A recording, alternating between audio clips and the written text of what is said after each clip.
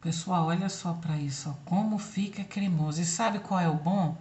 Você leva na geladeira tampadinho e a cremosidade, pessoal, se mantém um dia, 2 dias, 3 dias, 4 dias, 5 dias, incrível. Fica assim, ó, bem cremosinho. Você que quer saber como que eu faço, passo a passo, é só você clicar nessa flechinha embaixo do short, pessoal, que vocês vão se surpreender como é fácil fazer. Com temperinho caseiro, pessoal, fica maravilhoso, ó. Olha que maravilha, ó.